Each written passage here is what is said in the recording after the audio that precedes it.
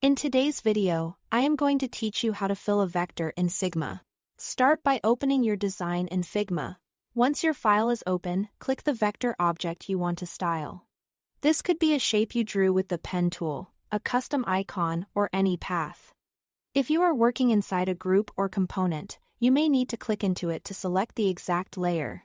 You'll know it's selected when the layer is highlighted in the Layers panel and you see its properties on the right.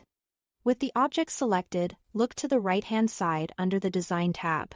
Find the Fill section and click the plus icon. This adds a new fill to your vector, usually a solid color by default. If the Fill section isn't visible, make sure you are in the Design tab and not in Prototype or Inspect. To choose a color, click the color swatch in the Fill row. This opens Figma's color picker. You can drag within the spectrum to find a hue.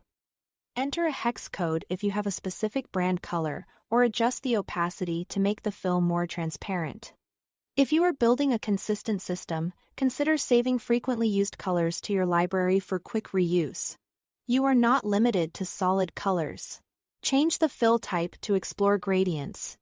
In the drop-down next to the fill type, select linear, radial, angular, or diamond.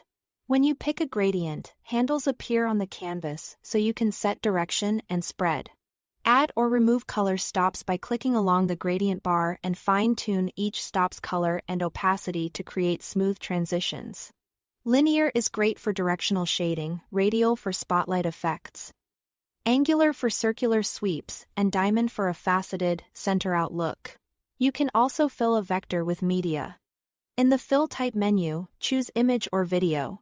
Select your file and Figma will place it inside the shape. Use the Fit, Fill, or Tile options to control how the media scales and click the crop icon to reposition it within the bounds of your vector. For video fills, you can preview playback and prototypes. Keep file sizes reasonable for smoother performance. That's it. Thanks for watching.